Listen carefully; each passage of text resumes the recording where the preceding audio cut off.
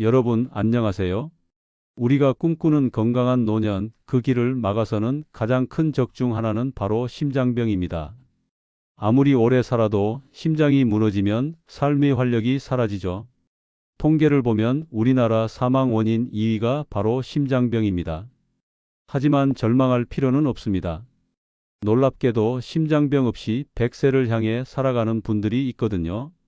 이분들의 공통점을 연구해 보니 특별한 비밀이 있었습니다. 비싼 약이나 첨단 의료 기술이 아니라 바로 일상 속 작은 습관들이었어요. 오늘은 그분들의 지혜로운 습관 5가지를 나누어 드리려 합니다. 불안보다는 희망을, 두려움보다는 용기를 드릴 수 있는 이야기입니다. 여러분도 충분히 실천할 수 있는 내용들이니 끝까지 함께해 주세요. 많은 분들이 뭘 먹어야 할까 늘 고민하시죠. 특히 나이가 들수록 음식 하나하나가 곧 건강과 직결됩니다. 그런데 우리가 매일 드시는 식사를 한번 돌아보세요. 아침에 드시는 된장찌개 한 그릇, 점심에 김치찌개, 저녁에 젓갈 반찬들. 이 모든 것들이 혹시 여러분의 심장에 부담을 주고 있지는 않을까요? 실제로 한국인의 하루 나트륨 섭취량은 세계보건기구 권장량의 2배가 넘습니다. 나트륨이 과하면 우리 몸은 마치 스펀지가 물을 머금듯 수분을 붙잡아 둡니다. 그러면 혈액량이 늘어나고 혈압이 오르게 되죠. 높아진 혈압은 혈관벽에 상처를 내고 그 상처에는 콜레스테롤이 달라붙어 혈관을 막게 됩니다. 마치 수도관에 녹이 슬어 물이 잘 안 나오는 것과 같은 이치입니다. 또한 우리가 즐겨 먹는 가공식품들도 문제입니다. 라면 하나에 들어있는 나트륨은 하루 권장량의 80%에 달하고 햄이나 소시지 같은 가공육류에는 심장에 해로운 첨가물들이 가득합니다. 이런 음식들을 자주 드시면 혈관에 기름때가 쌓이고 심장은 점점 더 힘들어집니다. 제가 직접 만나뵌 74세의 박영자님 이야기를 들려드리겠습니다. 그분은 고혈압 때문에 늘 걱정이셨어요. 아침에 일어나면 뒷목이 뻣뻣하고 계단을 조금만 올라가도 숨이 차고 가슴이 두근거렸습니다. 혈압약을 드셔도 수치가 좀처럼 안정되지 않았고 약의 용량을 늘려야 한다는 의사의 말에 걱정이 태산 같았죠. 그분은 평생 전라도 음식으로 자녀들을 키우신 분이었습니다. 아침이면 김치찌개에 젓갈 반찬, 된장찌개에 흰쌀밥이 기본이었어요. 특히 김치는 직접 담가서 넉넉히 간을 맞춰 드셨고 멸치젓과 새우젓으로 만든 반찬들을 즐겨 드셨습니다. 자녀들도 어머니 음식이 최고라며 좋아했기 때문에 몸에 나쁜 줄 전혀 몰랐어요. 어느 날 심장내과에서 정밀검사를 받게 되었습니다. 의사는 관상동맥에 좁아진 부분이 있다며 즉시 식단 조절을 해야 한다고 했어요. 영양사와의 상담에서 그분은 깜짝 놀랐습니다. 본인이 하루에 먹는 나트륨이 권장량의 3배나 된다는 사실을 알게 된 거죠. 그때서야 내 음식이 독이 되고 있었구나라는 생각이 들었다고 하셨어요. 하지만 바꾸는 것은 쉽지 않았습니다. 처음 일주일은 음식이 도저히 넘어가지 않았어요. 밥맛이 없어 몇 숟가락 먹다가 그만둘 때가 많았습니다. 가족들도 너무 싱겁다며 불평했죠. 몇 번이나 포기하고 싶었지만 의료진과 영양사의 격려로 조금씩 바꿔나가기 시작했습니다. 우선 소금 대신 마늘, 양파, 생강 같은 향신료로 맛을 내기 시작했어요. 마늘을 곱게 다져서 올리브 오일에 볶아 향을 내고 양파는 달큰하게 볶아서 국물 맛을 냈습니다. 생강은 얇게 썰어서 차로 우려 마시기도 하고 요리에 넣어 향을 더했어요. 2주 정도 지나니 향신료의 깊은 맛에 익숙해지기 시작했습니다. 흰 쌀밥에는 현미와 보리, 콩을 섞었습니다. 처음에는 거친 식감이 불편했지만 점점 고소한 맛을 느낄 수 있게 되었어요. 매일 한 끼는 생선을 드셨는데 특히 고등어와 연어, 삼치를 일주일에 3번 이상 식탁에 올렸습니다. 생선을 구울 때는 허브나 레몬을 사용해 비린내를 없애고 맛을 더했어요. 채소도 늘렸습니다. 브로콜리, 시금치, 당근, 파프리카 같은 색깔 있는 채소들을 몇 끼 반찬으로 준비했어요. 나물을 무칠 때는 소금 대신 참기름과 깨소금, 마늘로 간을 맞췄습니다.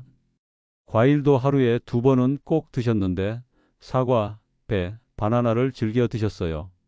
3개월 후 첫 번째 검사에서 놀라운 변화가 나타났습니다. 혈압이 150에서 135로 떨어졌고 나쁜 콜레스테롤 수치도 개선되었어요. 6개월 후에는 혈압이 120대로 안정되었고 가슴 두근거림도 사라졌습니다.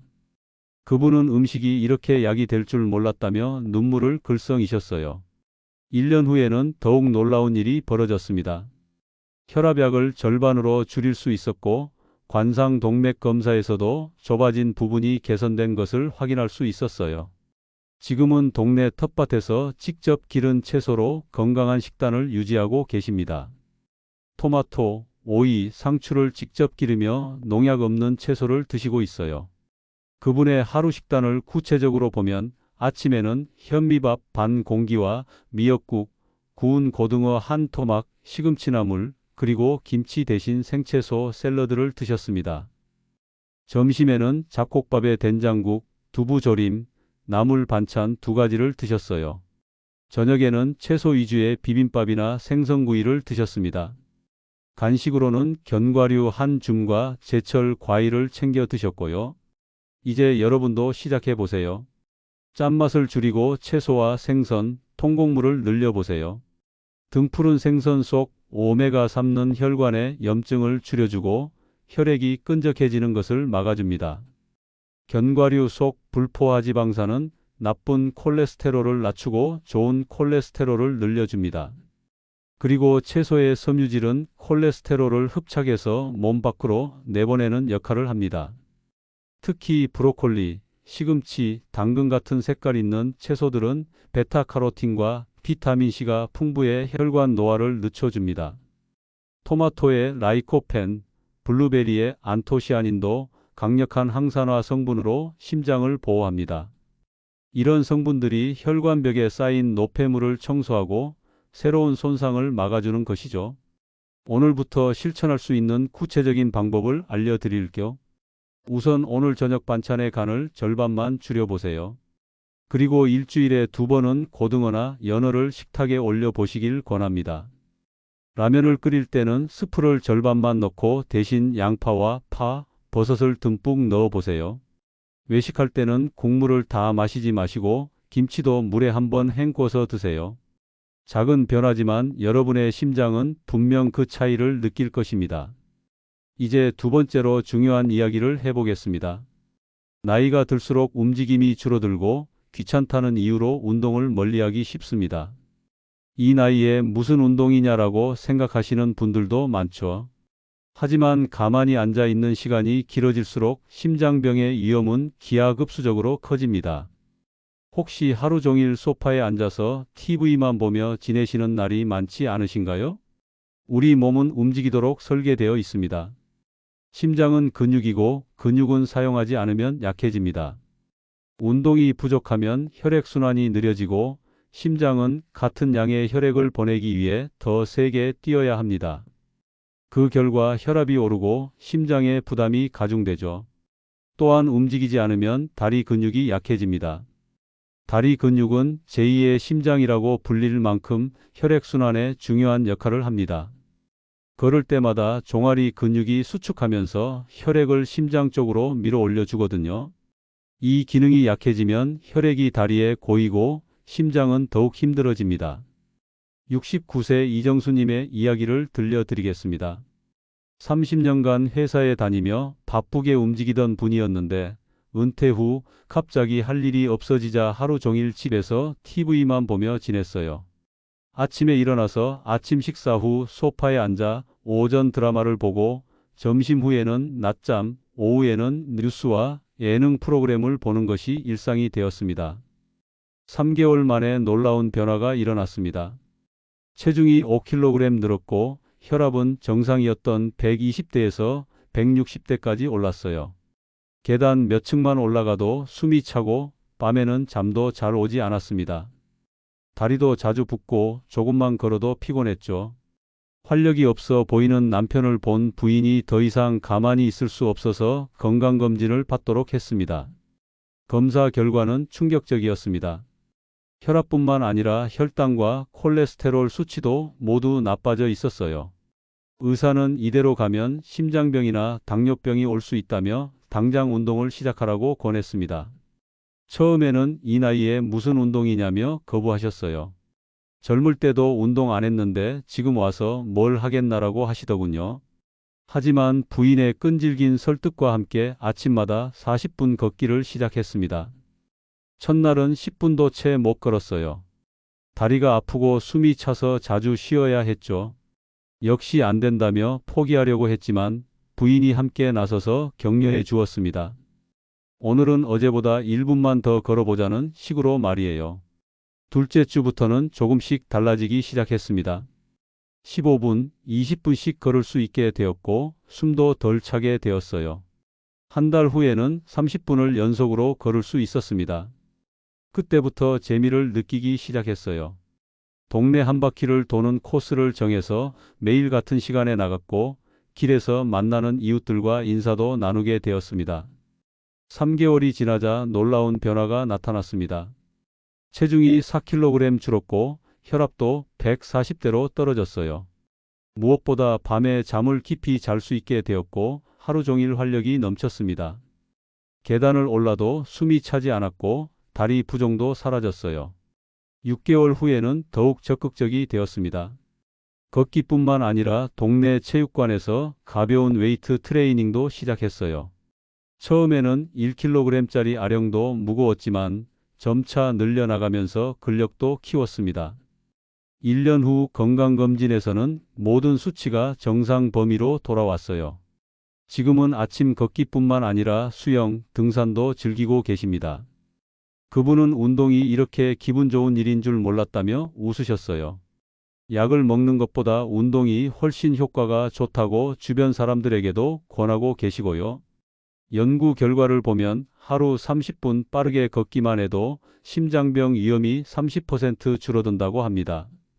또한 가벼운 근력 운동과 스트레칭은 근육을 지켜주고 낙상을 예방합니다. 운동은 혈압을 낮추고 좋은 콜레스테롤을 늘리며 혈당 조절에도 도움을 줍니다.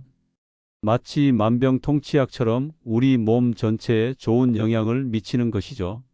운동의 효과는 즉시 나타납니다. 운동 후 2시간 동안은 혈압이 떨어지고 혈당도 안정됩니다. 규칙적으로 운동하면 혈관이 탄력을 되찾고 새로운 혈관이 생겨나기도 해요. 심장 근육도 강해져서 더 효율적으로 일할 수 있게 됩니다. 여러분도 오늘부터 시작해 보세요. 버스에서 한 정거장 먼저 내려 걸어보세요. TV 보실 때 광고가 나오면 자리에서 일어나 1분만 제자리 걸음을 해보세요. 계단이 있으면 엘리베이터 대신 계단을 이용해 보시고요. 거창한 운동이 아니어도 됩니다. 집 안에서도 충분히 운동할 수 있어요. 의자에 앉았다 일어서기를 10번 반복하는 것도 좋은 운동입니다. 벽을 짚고 팔굽혀펴기를 하거나 제자리에서 무릎 올리기를 해보세요. 일상 속 작은 움직임들이 모여서 건강한 심장을 만들어줍니다. 세 번째로 말씀드리고 싶은 것은 마음의 건강입니다. 몸이 건강해도 마음이 지치면 오래 살기 어렵습니다. 스트레스는 눈에 보이지 않는 독과 같아서 혈압을 올리고 혈전을 만들며 결국 심장을 위협합니다. 혹시 요즘 들어 외로움을 많이 느끼시거나 우울한 기분이 자주 드시지는 않나요? 외로움과 부정적인 감정이 심장에 미치는 영향은 생각보다 심각합니다. 스트레스를 받으면 우리 몸에서는 코르티솔이라는 호르몬이 분비됩니다. 이 호르몬이 계속 나오면 혈관에 염증이 생기고 혈압이 오르며 혈액이 끈적해집니다. 또한 면역력도 떨어뜨려서 각종 질병에 취약하게 만들죠. 특히 노년기에는 사회적 관계가 줄어들면서 외로움을 느끼기 쉽습니다. 자녀들은 바쁘고 친구들은 하나둘 세상을 떠나고 배우자마저 먼저 가시면 깊은 절망에 빠지게 됩니다. 이런 상황에서 우울감과 심장병이 함께 찾아오는 경우가 많아요. 77세 최명자님의 이야기를 들려드리겠습니다. 50년을 함께한 남편이 갑작스럽게 세상을 떠나면서 그분의 삶도 멈춰버린 것 같았어요. 아침에 일어나도 할 일이 없고 함께 나눌 대화 상대도 없었습니다. 매일 혼자 집에 있으면서 눈물만 흘렸고 밥도 제대로 드시지 못했어요. 남편이 좋아하던 음식을 만들어 봐도 혼자 먹기가 싫어서 몇 숟가락 먹다가 그만두기 일쑤였습니다. 밤에는 잠도 잘 오지 않았고 자꾸만 남편 생각이 나서 울음이 터져 나왔어요. 6개월 만에 체중이 10kg 빠졌고 혈압도 불안정해졌습니다. 자녀들이 걱정해서 병원에 모시고 갔는데 의사는 우울증이 심장에 악영향을 주고 있다고 설명했습니다. 심장 검사에서는 부정맥이 발견되었고 혈압도 계속 오르락내리락 했어요. 의사는 마음의 병이 몸의 병을 부르고 있다며 정신건강치료의 필요성을 강조했습니다. 항우울제 치료와 함께 정신건강 상담을 받기 시작했어요. 처음에는 나이 들어 무슨 상담이냐며 거부감을 보이셨지만 상담사의 따뜻한 배려로 조금씩 마음을 열기 시작했습니다. 상담을 통해 남편을 잃은 슬픔을 표현하고 앞으로의 삶에 대해 생각해 볼 수 있게 되었어요. 상담사는 사회적 활동을 권했습니다. 집에서만 지내지 말고 사람들과 어울릴 수 있는 곳에 나가보라는 것이었죠. 처음에는 나 같은 할머니가 어디 가서 뭘 하겠나며 거부하셨지만 딸의 설득으로 동네 복지관의 미술 동호회에 나가보기로 했습니다. 첫날은 정말 힘들었어요. 사람들 사이에 앉아 있는 것도 어색하고 그림붓을 잡고만 있었습니다. 아무것도 그리고 싶지 않았고 자꾸만 눈물이 날 것 같았어요. 하지만 동호회 회원들이 따뜻하게 다가와 주었습니다. 처음에는 다 그래요. 천천히 하세요 라며 격려해 주었죠. 일주일이 지나니 조금씩 붓을 움직일 수 있게 되었어요. 처음에는 단순한 선 긋기부터 시작했습니다. 2주 후에는 간단한 과일 그림을 그려보셨고 한 달 후에는 풍경화에 도전하셨어요. 그림을 그리는 동안만큼은 남편 생각에서 벗어날 수 있었고 마음이 조금씩 평온해졌습니다. 3개월 후에는 동호회 친구들과 함께 사진 촬영을 나가기도 했어요. 아름다운 풍경을 보며 그림을 그리고 함께 도시락을 나눠 먹으면서 자연스럽게 웃음이 나왔습니다. 오랜만에 느끼는 즐거움이었어요. 6개월 후에는 그림 실력이 늘어 작은 전시회에도 참여하셨습니다. 가장 큰 변화는 웃음이 돌아온 것이었습니다. 동호회 친구들과 함께 웃고 떠들면서 자연스럽게 스트레스가 해소되었어요. 새로운 친구들과의 만남은 삶의 활력을 되찾아 주었습니다. 1년 후 건강검진을 받았을 때 혈압이 정상 범위로 돌아왔고 체중도 적정 수준으로 회복되었어요. 부정맥도 거의 사라졌고 밤에도 잠을 깊이 잘 수 있게 되었습니다. 지금은 미술뿐만 아니라 요가 교실도 다니시며 활발하게 생활하고 계세요. 새로운 취미도 생겨서 도자기 만들기와 서예도 배우고 계십니다. 그분은 그림이 나를 다시 살렸다고 말씀하십니다. 명상, 취미 활동, 그리고 친구나 가족과의 교류가 스트레스 호르몬을 줄이고 면역력을 높여줍니다. 지적인 활동은 뇌 건강뿐 아니라 심장에도 긍정적인 영향을 줍니다. 새로운 것을 배우고 창작 활동을 하면 뇌에서 엔돌핀이 분비되어 기분이 좋아집니다. 웃음의 효과도 과학적으로 입증되어 있어요. 웃으면 혈관이 이완되고 혈액순환이 개선됩니다. 또한 스트레스 호르몬이 줄어들고 면역세포가 활성화됩니다. 사람과의 따뜻한 관계는 그 자체로 심장을 치유하는 약이 되는 것이죠. 오늘부터 실천해 보세요. 하루에 한 가지씩 감사한 일을 종이에 적어 보세요. 그리고 오랫동안 연락 못한 친구에게 먼저 전화를 걸어 안부를 물어보세요. 새로운 취미를 시작해 보는 것도 좋습니다. 그림, 글쓰기, 원예, 음악 감상 등 뭐든 좋으니 마음이 편안해지는 활동을 찾아보세요. 작은 실천이지만 여러분의 마음과 심장 모두에게 큰 선물이 될 것입니다. 네 번째로 심장병을 막고 싶다면 가장 먼저 끊어야 할 것들이 있습니다. 바로 담배와 과음입니다. 그리고 정기검진을 게을리하지 않는 것도 중요해요. 혹시 아직도 한두 개비는 괜찮다거나 술 한 잔 정도야 라고 생각하고 계시지는 않나요? 흡연이 심장에 미치는 해로움은 생각보다 심각합니다. 담배 한 개비만 피워도 혈관이 즉시 수축하고 심장 박동이 빨라집니다. 니코틴은 혈액을 끈적하게 만들어 혈전이 생기기 쉽게 하고 일산화탄소는 혈액의 산소 운반 능력을 떨어뜨립니다. 또한 담배 속 각종 독성 물질들이 혈관벽을 손상시켜 동맥경화를 촉진합니다. 과음도 마찬가지입니다. 알코올은 일시적으로 혈관을 확장시키지만 장기간 섭취하면 오히려 혈압을 올리고 심장 근육을 약하게 만듭니다. 또한 부정맥을 유발하고 심근에 직접적인 손상을 주기도 해요. 특히 고령에서는 알코올 분해 능력이 떨어져 같은 양을 마셔도 더 큰 해를 입습니다. 72세 김태호님의 이야기를 들려드리겠습니다. 40년간 하루 한 갑씩 담배를 피우신 분이었어요.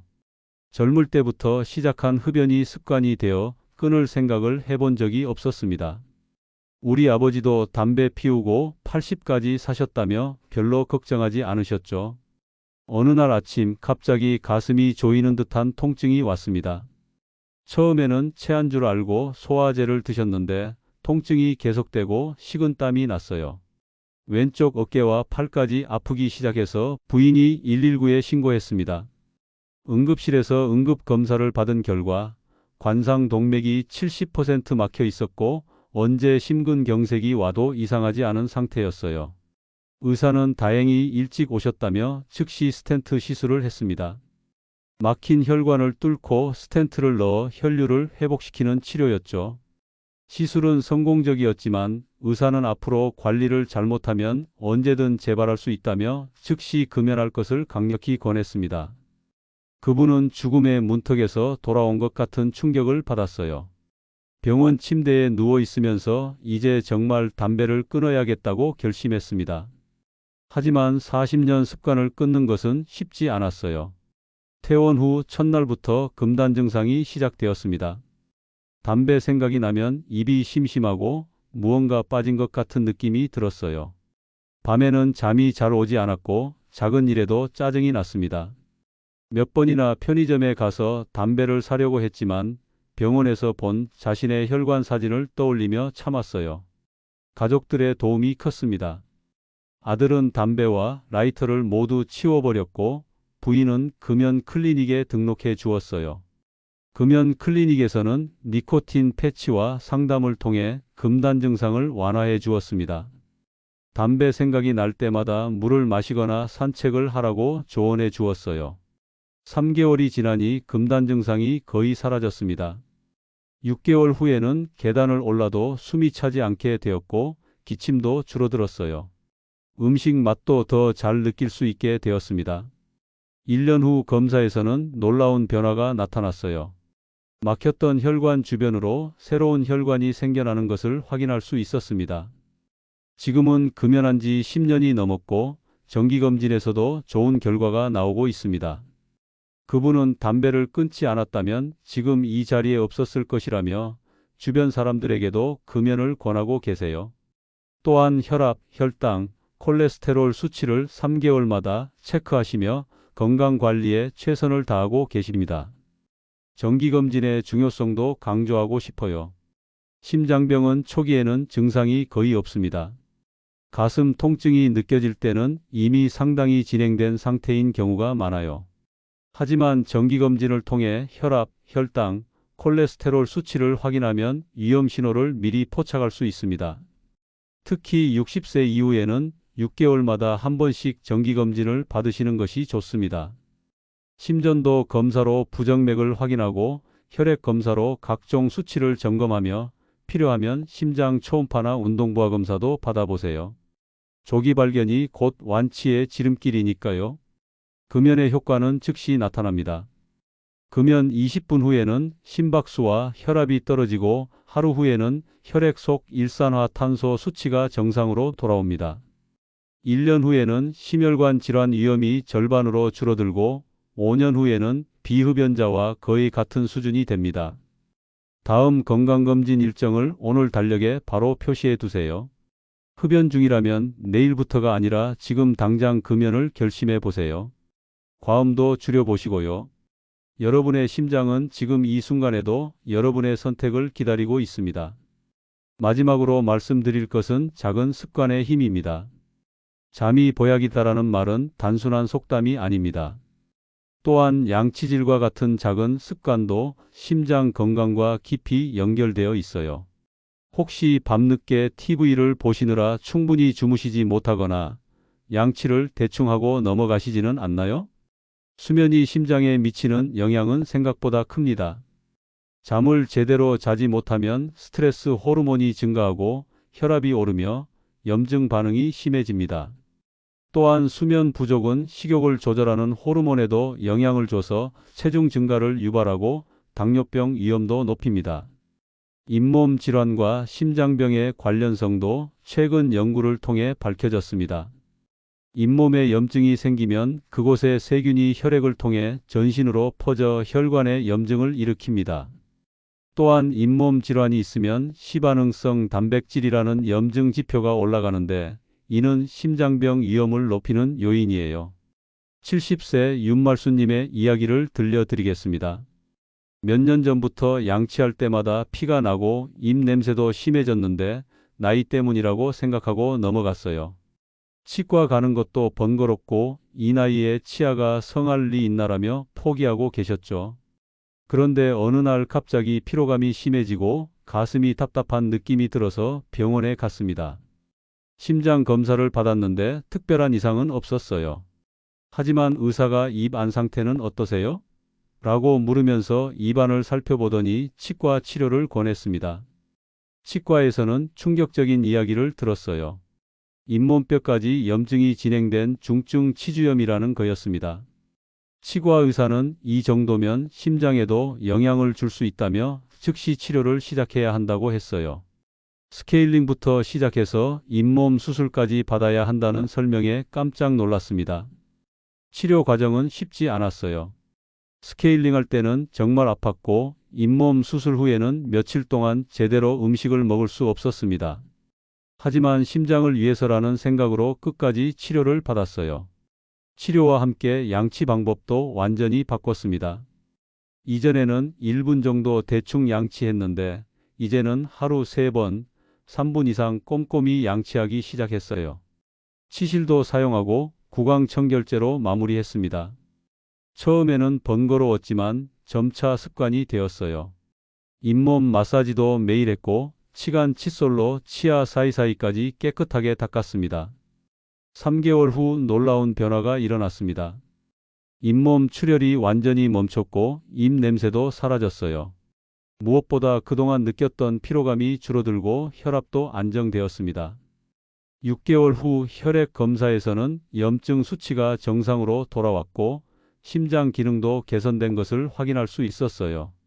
지금은 3개월마다 정기적으로 스케일링을 받고 매일 꼼꼼한 구강 관리를 하고 계십니다. 전동 칫솔도 구입해서 더욱 효과적으로 양치하고 있어요. 그분은 양치를 제대로 하는 것만으로도 이렇게 달라질 줄 몰랐다며 놀라워하셨어요. 수면의 중요성도 강조하고 싶습니다. 하루 7, 8시간의 충분한 수면은 심장을 회복시키고 재충전하는 시간입니다. 잠을 자는 동안 심박수가 느려지고 혈압이 떨어져서 심장이 휴식을 취할 수 있어요. 또한 성장 호르몬이 분비되어 손상된 조직을 회복시킵니다. 적정 체중 유지도 중요합니다.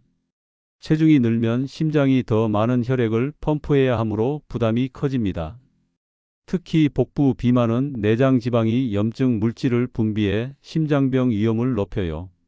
규칙적인 식사와 운동으로 적정 체중을 유지하는 것이 필요합니다. 오늘부터 실천해 보세요. 오늘 밤은 7시간 이상 숙면을 목표로 해보세요. 잠자리에 들기 전에는 스마트폰을 멀리하고 따뜻한 차 한 잔으로 마음을 편안하게 만드세요. 양치 시간도 3분 이상으로 늘리고 치실 사용도 습관화해 보세요. 정기적인 스케일링도 잊지 마시고요. 작은 습관이 모여서 건강한 심장, 건강한 장수를 만들어줄 것입니다. 여러분, 심장병 없는 장수는 하루아침에 이루어지지 않습니다. 밥상 위의 현명한 선택, 매일의 꾸준한 걸음, 긍정적인 마음가짐, 기본 수칙 준수, 그리고 작은 습관들이 쌓여서 만들어지는 것입니다. 오늘 말씀드린 5가지 습관은 모두 여러분이 충분히 실천할 수 있는 것들입니다. 지금부터라도 늦지 않았습니다. 작은 변화 하나씩 시작해 보세요. 오늘 저녁 반찬의 간을 조금 줄이고 내일 아침 10분만 더 걸어보세요. 친구에게 안부 전화를 걸고 담배 한 개비를 참아보세요. 양치를 1분 더 하고 30분 일찍 잠자리에 드세요. 여러분의 심장은 충분히 회복할 수 있고 남은 삶은 훨씬 더 활기차고 행복해질 수 있습니다. 100세 시대 건강한 심장으로 오래오래 사랑하는 사람들과 함께 하시길 바랍니다. 저는 오늘 여러분께 그 희망의 메시지를 전해드리고 싶었습니다. 다음 시간에도 건강과 삶을 지켜주는 지혜로운 이야기를 가지고 찾아뵙겠습니다. 여러분의 건강한 내일을 응원합니다. 감사합니다.